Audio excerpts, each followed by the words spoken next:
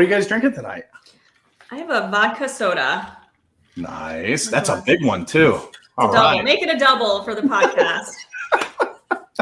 So for you, Alex, I was going to swing pretty hard. I brought some Weller Antique 107. Oh my goodness gracious! I might have to break out the Eagle Rare. Oh, okay. If you're doing the Weller, I might, or the Blantons, which I've got behind me, but nobody can see that. Yeah, there's the Blantons back there. So the story behind a lot of the good bourbons is they're ironically hard to get in the heart of moonshining country. They're just really hard to get here because all of our alcohol is through the alcohol board. Mm-hmm. Yep. So you need to know people in Cincinnati and in Lexington, Kentucky to go bootleg it for you. Yeah. So we because we're the same. It's the exact same way here in PA. And even when I lived in Dallas, as soon as things like Blanton's, E.H. Taylor, Eagle Rare, as soon as they hit the shelves, they were gone. You had to know somebody and have them kind of hold a couple of bottles for you in the back. There's a whole black market for Pappy here, right? Like get on the list and everywhere. Pay people I was to do gonna it. say that's everywhere, right? Everywhere. Yeah, but it's especially bad here because you still have to get it through the alcohol board. So yeah. Well, if you and we don't do this, but if you go through the secondary markets, you can get like $2,000 for the $79 bottle of Pappy's. It's absurd. So I'm doing some special stuff tonight that our friends at Dark Door Spirits sent us. Nice. In the very first episode that I did with Tom Snyder, he was drinking something from his friends over at Ava Labs. And Ava Labs uses IoT technology to advance the aging process of spirits. And so these are technologically aged spirits. And I'm pretty jazzed up about these. I got my little cheat sheet. This first one that I'm going to do is a rye, medium char. And it's got molasses, coffee, tobacco, and burnt caramel as the tasting notes. I have no idea how long this is supposed to have been aged, but I'm pretty jazzed up about this. So I'm doing some fancy stuff tonight. Are you an On the Rocks guy or what? Am I a who? An On the Rocks guy, or are you just? No, I am a neat all the way. I'll drink it like this. Yeah. I figured I wasn't going to put ice in it, so I went neat as well. Yeah, every once in a while, it depends. Like this Booker's right behind me, that one right in the middle. Mm-hmm. It has a bite, like a really strong bite, and so every once in a while, I'll do like a splash of water or something. But my palate has changed so much over the years that even the really harsh stuff, it's kind of like water these days. I'm not an alcoholic though. No, you're an enthusiast. It's different, I'm an enthusiast, exactly. Yeah. Exactly. So on brand with the IoT theme, there's a couple guys in Cincinnati, bigger than a couple guys now. It's a team called Losant, and the last time I really went big on whiskey was with those guys out in Vegas. So they had a really great whiskey tasting, real fun event, and got to try a bunch of different stuff. But yeah, they're right in the heart of Lexington, Kentucky, and Cincinnati. So that's who we call up when we're trying to get the secondhand stuff. That's awesome, man. That's one of the blessings about being in the business that we are is when we take those trips, we get to really kind of lean in onto the experiences because the companies pay for it. Exactly right. Well, this is awesome. Cheers, guys. Cheers. Thanks for having us on. Yeah. But where we're at right now, I think like 50% of your audience or 50% of your participants have been from Raleigh now, between us and Tom. Oh, that's true. Feeling pretty good. Yeah, Research Triangle. What's that say about my network? Nothing wrong with Raleigh, man. You guys are awesome down there. It's a bunch of good people. I love it. Yeah, you got to come down and visit sometime. I will. It's on the list. I got to try to figure out a way to talk my wife into going down south. We're actually heading down to Myrtle Beach next week. I was going to say, you haven't gone to the beaches down here. Yeah, we're heading down to the beach next week with the family. We're flying down, though. So if we were driving, we might have swung by, but. Yeah, it's tough. It's a drive. Yeah, Raleigh is interesting because it's further west in the state than you expect, right? So if you're driving down, you end up almost missing it if you're going to Myrtle Beach, probably. Yeah. Yep. Absolutely. Well, listen, I want to get this kicked off. I want to first off thank you for taking time on your Thursday evening to sit and have alcoholic beverages with me and chat while we record this. Super jazzed up. Let's take a minute and just introduce yourselves, and then whichever one of you wants to kind of introduce nanochomp and kind of what you do, and then we'll take the conversation from there. Sure. Lauren, you want to go first? Yeah, sure. Am I just introducing myself, and do you want to go into nanochomp, or what do you want to do? However you listen. However you want to do it. The floor is yours. Whatever you want to do. Oh my gosh. Okay. I know. This is big. Yeah. Responsibility. So my name is Lauren Tabor, and I am the co-founder with Derek here of nanochomp. And we like to call ourselves a data and strategy company that helps marketing and product teams get better decisions with approachable AI. Yeah, and I'm Derek, and Jess, you covered the introduction of the company, but it's been a fun ride, right? Because my background's electrical engineering, computer science, IoT, entrepreneurship, and that whole area. Her background, really strong in marketing, e-commerce, things like that. When you start combining them together, we kept finding the same problems, right? Over and over and over again, we kept seeing teams that we thought should be really data-driven, really good at data, being kind of pseudo data-driven, right? Kind of like, oh, that feels right. This feels like it's working or not. Yeah. Without actually being data-driven or having good access to data. So we started looking at how we can help these IoT teams that we help build, right? We built a big IoT team inside of Cree, real big company that a lot of people probably here know their light bulbs. We built an Internet of Things company. And what we kept seeing is all this time series data is turning into digital exhaust, nothing's getting done with it. And the same problem was happening in marketing teams, right? So much great data, so many great opportunities for optimization, just going wasted, turning into digital exhaust, not getting processed. And we're like, man, I bet we can get better results. And I don't want to say that, like, yeah, I think half the company was born out of me complaining to Derek and him wanting to get me to shut up, because on the marketing side, I've worked, in PR, consumer packaged goods brands, e-commerce, like he mentioned, really helping sell products on the website. And every single time Derek and I would meet for lunch or meet for drinks, I would just be complaining about, my data guys not getting back to me with all of these requests. I would put in tickets. I would try to fumble around in GA. I did have a degree in GA in Google Analytics, so I was constantly messing with that. And so it just became a bandwidth issue. It became, not being a coder or, someone who could just enter a Python script and do it all myself. And so I would constantly bug Derek and say, gosh, I wish we could democratize data a little bit and get access to the marketing teams to really understand the product side and the customer side, but don't really have the skill set internally to grab that data and make the most of it and try to figure out how to get those insights for their next marketing plan. And so Derek's like, I think there's a way we can combine forces.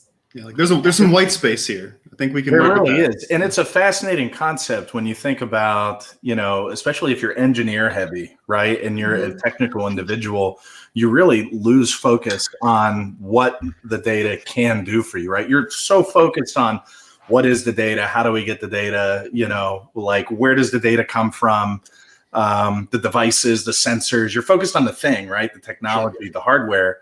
You kind of lose sight unless you take that step back and engage, Lauren, with somebody like yourself to really figure out, all right, what can we do with this? How can we use this to drive revenue or to shave costs or those types of things, right? Well, it was interesting because, a lot, at least in the experience that I've had, and even, with other marketers, if you don't work in a huge company, your data person typically doesn't sit in your department, right? So you're putting in a ticket, they have 15 other requests from all these other departments. And so you have to spend a lot of your time explaining what the heck you're even asking for, why it's important to give them any sort of context to pull that right data. And then from there, they just give it to you.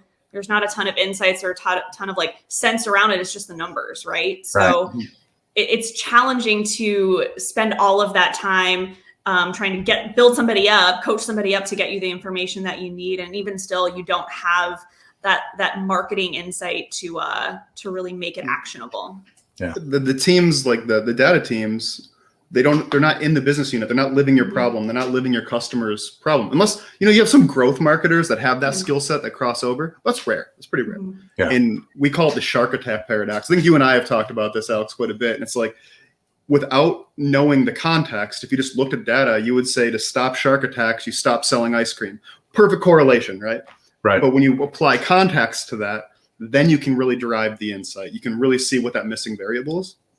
And it's been really fun working with teams. It's interesting. A lot of people are like, oh, we just collect the data and then we, something great happens. It's like, well, let's stop for a second. That's where the consulting piece came in. It's like, what are you trying to achieve? And that's called the AI pipeline. Right? What are you trying to achieve? How do you turn that into a strategy? How do you test to see if that's a valid strategy, right? Like lean startup stuff. And then how do you collect the data, analyze it, and iterate it? And like, if you miss any of those steps along the way, your output's going to be poor. It's not going to be what you expected. Yeah. And we always talk about this. I think you and I have talked about this quite a bit. It's like there's going to be two types of companies left at the end of the day. The ones that learn how to deploy data properly and make great decisions, and then the ones that don't exist anymore. And there's probably not going to be a lot in the middle. Yeah. So let me ask you this, because you guys are, with your length of time with Cree and doing what you do, how many companies do you think are on the right track versus how many companies are, kind of out in the ocean, waving their arms around, needing a life preserver? That's a really good question. We're putting that information together right now for another reason, but it was shocking to us how many really, really big companies that we thought had it. Like these people nailed it. Obviously they got it together and they don't. Like it's really scary.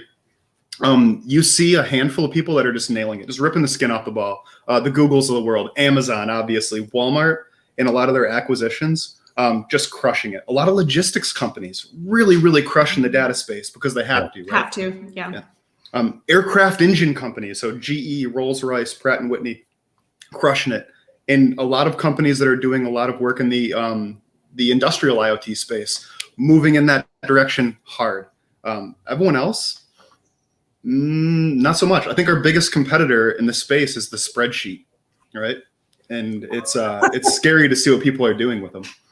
It's the standard, right? The gold standard. Yeah, they've sure. been using for the last 50 years. Yep, it works. You can put it in a table. You can kind of see things. You can pivot them, and you can kind of burn. You get can there. lose it. You can forget what you did, where you put what. We were Zero joking. accountability to it, right?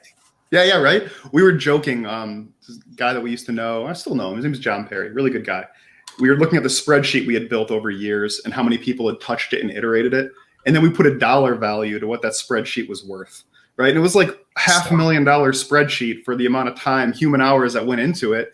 And that lives on somebody's computer. Oh, right. It lives on a computer. You're not getting any more value. You're not getting real-time value. You're getting what's called diagnostic analytics, descriptive analytics. What happened? Yeah. You're not seeing what's going to happen, and you can't predict what's about to happen, and you can't make things happen like an IoT space, right? All that great data is so we can predict things. We can move things happen. We can see what's happening in a space. We can see what sensors are doing and predict what will happen next. Self-driving car is a great example. Yeah. And only a handful of people are really doing it excellent right now. Yeah. And everyone else is going to have to. And I would say on the marketing side, everyone in my industry loves to talk about digital transformation. It's like their favorite buzzword right now. But I don't think a lot of marketers, maybe there are huge companies that have access to an entire data team and they're really transitioning all of their energies to like making the most of their data. But I would say like even the companies that I've been a part of and a lot of the companies that my friends work for that are surprisingly large, they're just really focused on impressions and like the standard vanity metrics and less about meaningful KPIs for the business. And I think that just comes from a place of like, there's a level of awareness with digital transformation, but we just don't have the skill set. Many of us don't have the skill set to really take it to the next level and do something more meaningful with that data. No, that's awesome. So let me ask both of you guys this, and since this is an IoT webcast, like why IoT, right? Why? Yeah. And Derek, I know you in your previous role, and you can share that if you want, your experiences and your background. So why IoT? And then Lauren, where you fit into that. We talked a little bit about it in the intro to the company, but I want to peel back a couple of layers and we can dig in deeper to that particular concept, like why IoT, nanochomps fit in that, your past experiences, and how it's culminated to where you guys are today. Yeah, no, that's a great question. So IoT is the perfect application of deploying great analytics. It's continuous time series data that's really focused on a task or an outcome, right? You can map where you are now to where you want to be pretty cleanly, and it's perfect to apply AI over. So I'll talk about my background at Cree. When I was at Cree, I was building their IoT team to put sensors on all their lighting systems, which was really rad, right? It's a really bold project. A lot of companies are moving into that space to make smart buildings. It's perfect. Lights are above you. They're elevated. They're connected. There's power there, and they're everywhere that people are, and there's one every 4 feet, right? Perfect place to put a whole payload of sensors. And then when you have a building and you have thousands of fixtures in it and another order of magnitude as many sensors, you have time series data coming off of those continuously into a database. And you have a decision to make. Do I just let it sit there and fill up a server? Or do I use that to get to an outcome? And if you know what you want to achieve, you can decide what sensors I put in that place. And then you can determine what we can do with that data. There's some really interesting use cases that come out of it beyond industrial IoT. You can see how a space is utilized, how people move through the space. For elevator optimization, that was a huge thing. If you had, a 100-story building or a 30-story building, knowing which floor to optimize and put the elevators on based on the occupancy rate, you could even get to the point of moving elevators before somebody got to push a button, right? Wow. So you save so much time, which is really, really interesting. You can use occupancy to turn the HVAC on, what we were doing with people like Johnson Controls. So there's so many great use cases there. And the more things get connected, more things are getting connected every single day. Almost everything's getting connected. We were talking, it's like there are refrigerators that are connected to the internet now. And all these things are pushing. Yeah, your stove's connected to the internet now. I don't know what to do with this, but my stove does. Connected to the internet. Cool. How hot is my food? Yeah. I was like, do I need an app? Do I need what? Why do I need all this? It's a thing. That's awesome. And we just more things every day. Like you talk to Cisco, and they're saying there's 25 billion connected devices right now, on its way to 250 billion connected devices, and all of these things are pushing off massive amounts of data, and it can either be digital exhaust or you can route that through your turbocharger to get a better outcome. Yeah. We talked about aircraft engines. Yeah, aircraft engines are great analogy. I love that analogy. When we talked about, you and I talk about this a lot. Everyone says their industry is different until TCP/IP proves them wrong. And even when people say that, my industry is too regulated. Well, the aerospace industry, GE, Rolls-Royce, Pratt & Whitney, they're moving to an outcome-based business model. They don't sell you a jet engine anymore. They sell hours of uptime. They're collecting that data and processing it from the flight real time. And if there's an issue, a small issue, they can detect the anomaly detection. The engine can open a service ticket real time. And by the time the plane lands, the parts are there, the crew's there, it's serviced, gets turned over, and it's back in the air. It's huge. It's massive. It changes the whole game. And now both parties have so much skin in the game to deliver better products that everybody wins. Yeah. And everything's moving in this direction. IoT and data analytics are enabling it to happen. Yeah. Now, I want to put a pin in this, Lauren, before you pop in. Mm-hmm. The ROI because the things that you're talking about, I mean, you think massive investments, but as time goes on, as sensors turn from billions to trillions, as development costs, and obviously COVID is an outlier to that variable, sure, right? But as time goes on, sensors get cheaper. The ROI for these businesses and these industries to invest into these pieces, right? Because a lot of businesses probably haven't even put any money into this yet, right? And they're thinking on it, and they're like, hey, IoT could this, that, and the other. But is the return on investment there for a majority of these businesses? And how do they really get to the point where they're like, you know what? Yeah, like it's worth to spend $1 million here to save 10 million there. Great question. I think what's happening and what we're working on with data, a lot of people are trying to do on the IoT platform side, which is great. People like Loyer, I'll plug them again, making a platform to democratize connecting things to the IoT environment. is going to reduce the barrier to entry to get people better results. And I talk about these a lot. You got ESP32 boards that are $7. For $7, it's got Wi-Fi, Bluetooth, 40 pins of GPIO. The barrier to entry now to test the concept and deploy and get value right away is so much lower than it's ever been. Insane. It's insane. I mean, 5 years ago, the cost was what? $100. Easy to have that type of connectivity on a board. But now, like, you can actually get to the point of building business models that are on OpEx versus CapEx. You don't even, like, these industrial IoT projects, what used to cost, $30 million to outfit a building is now costing you $600,000 a month. And it's OpEx, not CapEx. So you can expense it and you're not capitalizing it and taking a tax hit on it. Which is absolutely huge.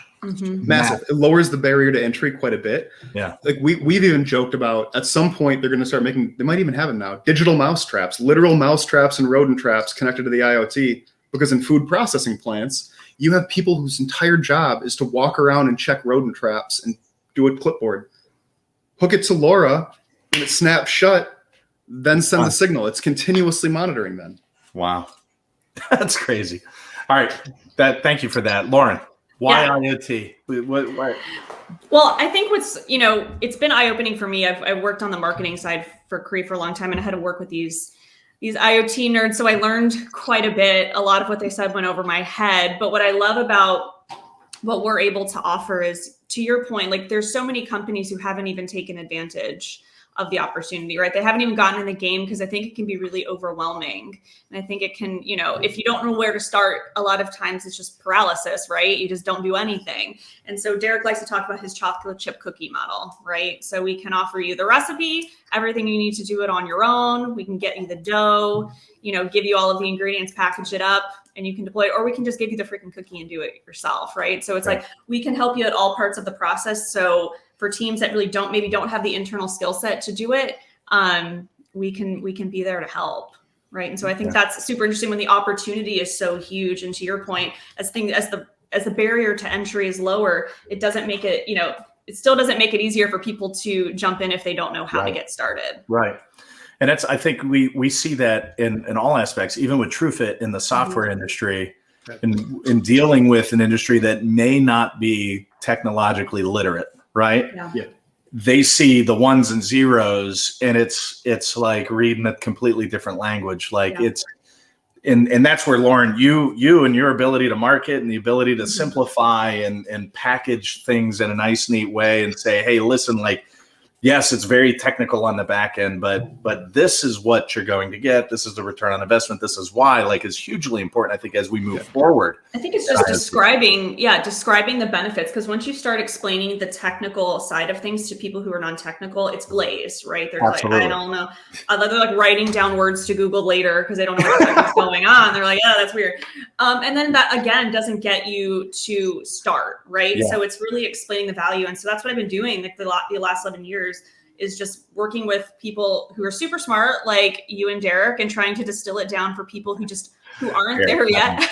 I'm gonna throw you in there, Alex. I'm gonna throw you in, and just really make it make sense and talk about the benefit of getting started in this space.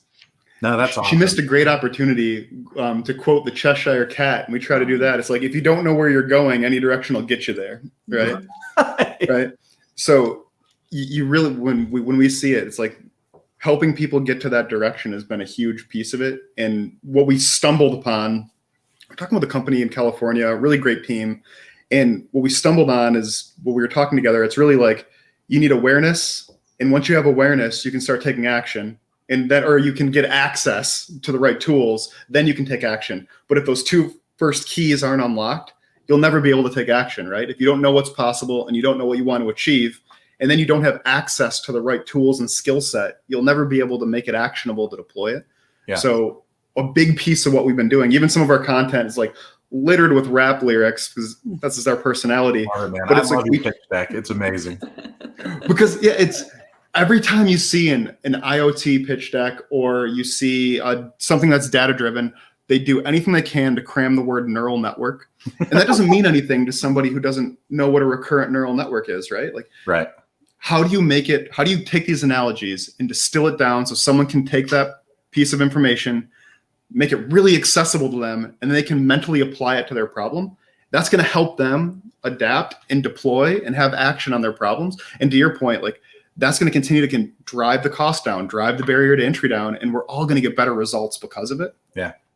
So that's the big piece for us, is making all these things as accessible as possible so we can get as much reach on the outcomes as possible. Yeah, which is huge. And it's a challenge, right? I mean, it's really hard.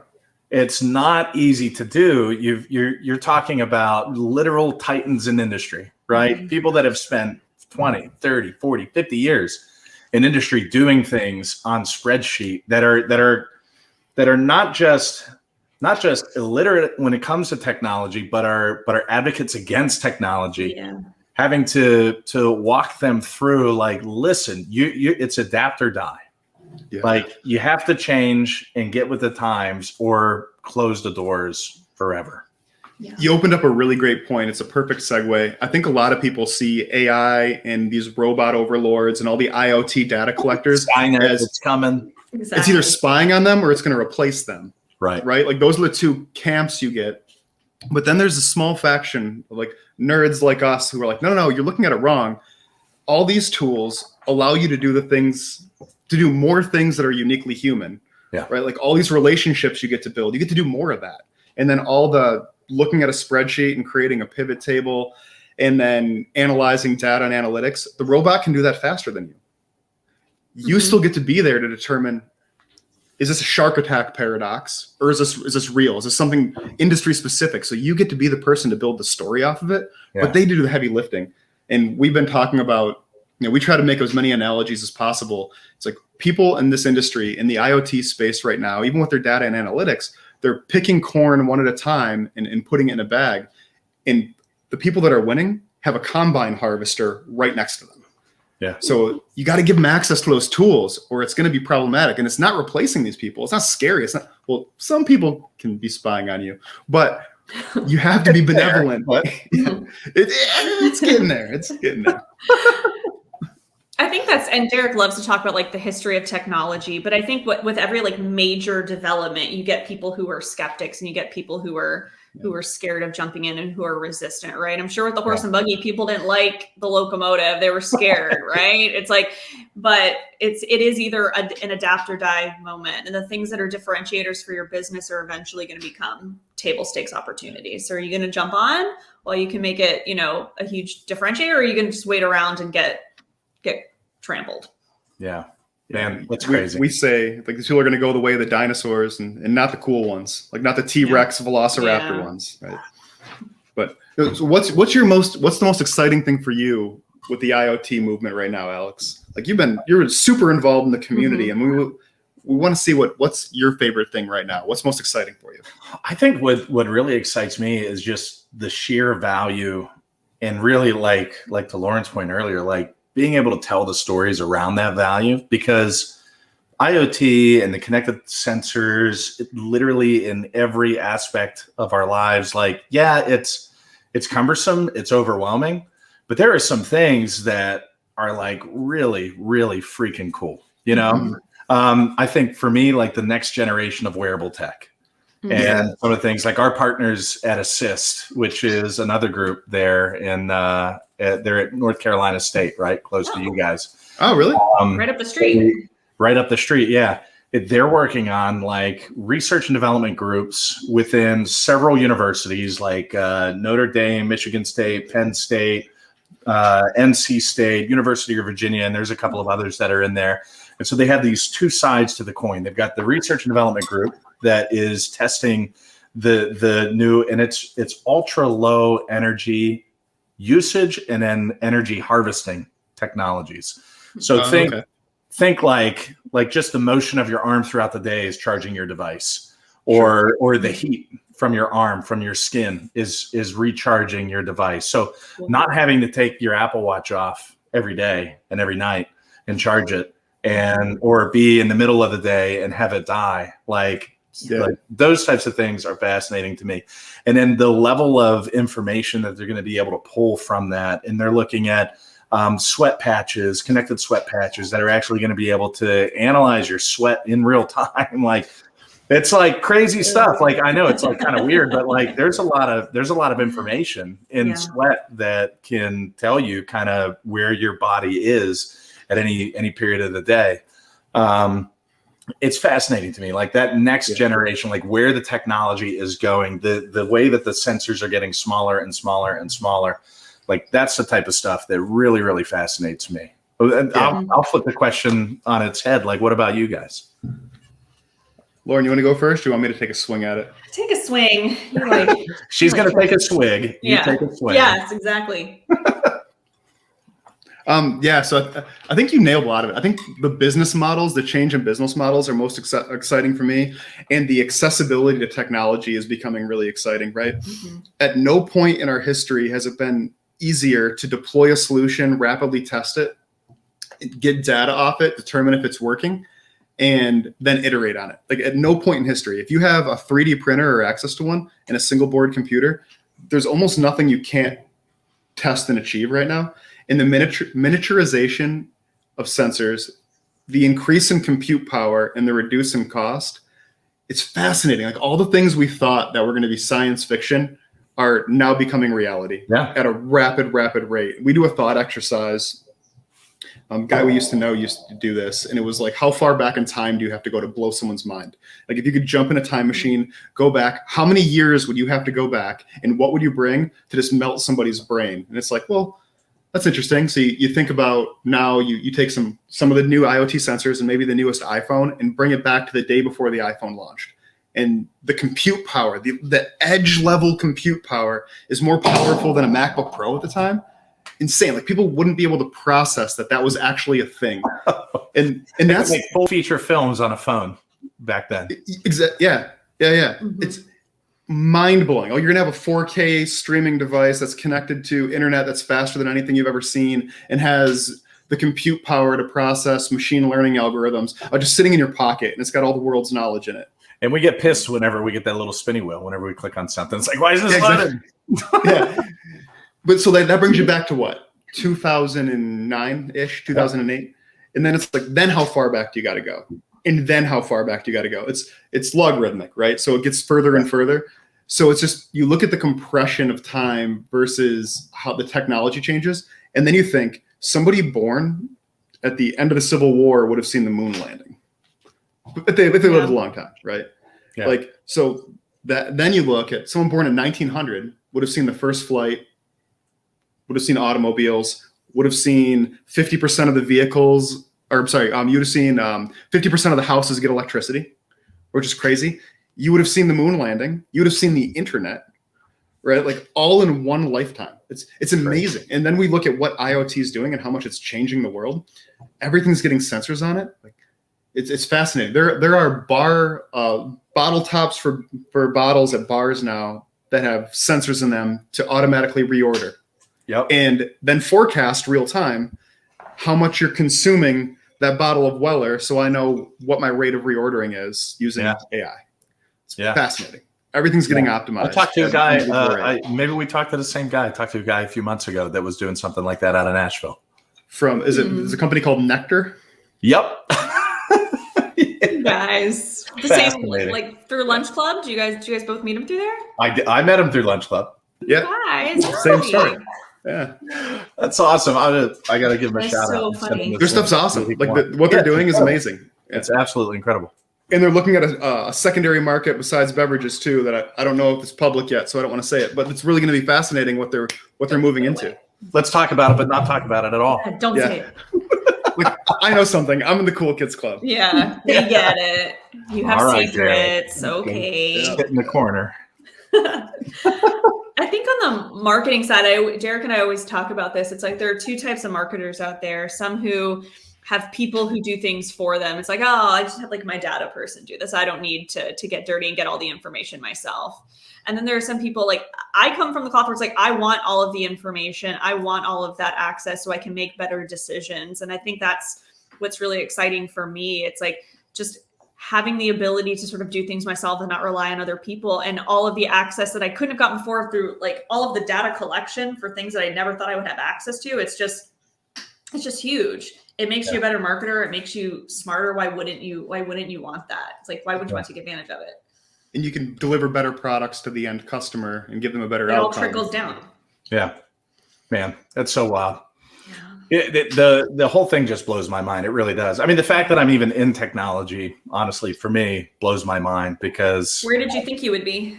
It was definitely not in sales, and it was definitely not in technology. So we'll leave it at that. I wanted to be a cop. Oh, interesting. I wanted to be a cop when I was little. So we're coming up. We're about 37 minutes in, and before we really wrap this whole thing up, I want you guys to kind of talk through, like you talk through what you guys do, right? How you kind of came to be, but where are you going next? And we talked about this a little bit the other day, but share with like what is next for nanochomp? What do you see coming down the pipe for IoT? And even to the previous conversation that we had, like what's going to blow people's mind? Sure. So a lot of things we've talked about kind of alluded to it. It's like we got to get to a space where more people get a seat at the table, right? Like there's so many great ideas out there, but there are skill set gaps that are keeping people from really, really thriving, really, really executing. And when you think about it, 20 years ago, you'd put on your resume that you knew Microsoft Word, that you knew how to use Excel. Those are big deals. Now, everyone just assumes you know how to do that. It's table stakes, right? Yeah. And what we're seeing is being able to perform analytics rapidly, knowing how to deploy solutions that are industrial IoT based or just general IoT based solutions, knowing about outcome-based business models, that's going to be table stakes. Yeah. But not everyone is going to be able to learn how to code in Python. Not everyone's going to know what a neural network is under the skin and how it works, and they shouldn't. They shouldn't have to. These should be democratized tools that people can deploy to get better outcomes. Yeah. So, Alex, you and I have talked about this quite a bit. It's like, how do you make those no-code auto ML solutions that does for data and analytics what Squarespace did for building web pages? Yeah. So that's what we're doing now. We do so much stuff manually. So many projects that come from customers are grab the data set, clean the data set, process the data set, put it into Python, scrape it with data visualizations, run it through a neural network, test iterate, put it into a PowerPoint presentation and send it back. And we're like, we want to compress a lot of that to let people have access to their data, give people and marketing teams, IoT teams, and very recently we talked about emerging markets, give them the tool set to be able to use these things that typically only big companies are doing well. So we're building a no-code auto ML solution for marketing and IoT teams. Which is absolutely fascinating. And I would say like 20 years ago in technology, a lot of the times people were thinking through these ideas saying like, is something possible? Like Steve Jobs, is this possible? Bill Gates, is this possible? Now it's more of along the lines of like, when will this be possible? Like it's no longer a matter of if, it's when. And I think what you guys are doing, I mean, that is absolutely fascinating. My wife is in data and we talk about it all the time, like garbage in, garbage out. And so to have the ability to really provide some of these organizations, again, we talk about lowering the barrier to entry, right? To being able to achieve the results with IoT and whether your data is coming from IoT or not, just your data in general, like being able to achieve actionable insights from that without having to hire a data engineer and going through the entire process that a lot of companies are like, they don't have the time for it, right? They're not there for it. Yeah, that's what gets me really excited. It's like, rather than having to bug somebody else, empower the folks, give more people access to the tools that they haven't had access to before. We talk about this in so many other industries. It's like, why would we section things off to just a small group of people? I think we throw around these big words and we intimidate a lot of people, but it's really not that complicated. The math is pretty much the same, whether it's IoT, whether it's marketing, to your point. Let's just give people access, make it, to Derek's point, the Squarespace of marketing and of product. So you can be more efficient with your budgets. You can be more efficient with your time. Yeah. How close do you guys think you are from actually having a live solution? And I'm putting you on the hot seat. No, it's good. So a Wizard of Oz solution, one that works for very narrow use cases. We talk about this a lot. It's like, we want to get to the point of just clean, drag, drop, and derive, right? Mm-hmm. Pull your spreadsheet or pull your data sources in, connect them with APIs, or if you got a CSV, because that's our biggest competitor, so don't stop using it, drag it into the tool and get it onion peeled, and then get the data visualizations out of it. So there, if all the data is cleaned and in the right spot, you can do it now. And we're probably at a Wizard of Oz demo of that-ish. To get it to where someone puts some really junky data with a bunch of missing data fields, that's harder. Let's be honest. Yeah. Let's be honest. And that's where majority it's of the clients, that's where they're going to be. Yeah. That's where it's at. And so we talk about that a lot. Like Lauren's dream is, can we make a marketing recommendation engine? And so I'm like, absolutely not. It's not computational. And then I go away, go do something for a couple hours. And I'm like, no, you can do that. You have to auto encode it. There's a bunch of steps to get there. And then you've got to clean the dirty data. Like, you and your wife know all about that. It's like, if you have a null field, do I average it? Do I delete it? Do I use the mean? Do I use the mode? Like, so you have a lot of, just let it be, let it do what it needs to do. Yeah. Do you leave it? And does that skew the data? Is that interesting? Do I take all the stuff and put it in a different database as anomalous? Like, there's a lot of those. And the answer is annoying. I think you and I are talking in text, and you asked me a question. I'm like, this is the annoying answer. It depends. Yeah. And that's where we are. So it's like, depending on what gets input, we need to be able to make that early decision to clean the data and get someone a good outcome. Because if they push it through and they're like, oh man, I really want to know what I need to do next, and the answer is banana, and they're not expecting that. Yeah. That's a crappy tool. It doesn't help that. And I think that we don't want to hurt adoption that way either, right? You see this in a ton of industries. We come from lighting, right? So the LED world specifically. Yes, the LED lighting world specifically. Which is not, I mean, people don't necessarily equate LED to like massive amounts of data in IoT, right? They just Right. But with adoptions, like you want to give them a decent solution in the beginning so you don't hurt adoption later. So when, the compact fluorescent, those squiggly bulbs were introduced, everybody was like, ugh, energy efficient lighting is trash. I will never use, I just want my incandescent bulb back. When LED came out, you had to explain to people, actually, it's not the crappy energy efficient lighting that you were using. It's this much better. We want to deliver something that doesn't deliver banana, for like have an unexpected outcome. So the answer should never be banana. Yes. Please don't be bananas. Yes. Just good God, no. Well, you guys now have to name the product Lauren's Dream, right? Like that needs to be the name of the product when it's done. I think it's a great name. I think if we're going after them, depending on our market segment, that might work. It might. We'll do Alex, some don't try testing. to come after us for royalties. Don't try to trademark this. All I ask is 5%. That's it. That's not a large amount. Modest 5%. Very modest. Modest 5%. and we got to put you on the IP filing because you were in the room when you created it. This is being recorded. Actually, we are. It's all right. I mean, it's now a thing. We're all together. We're in this to win it. Let's go.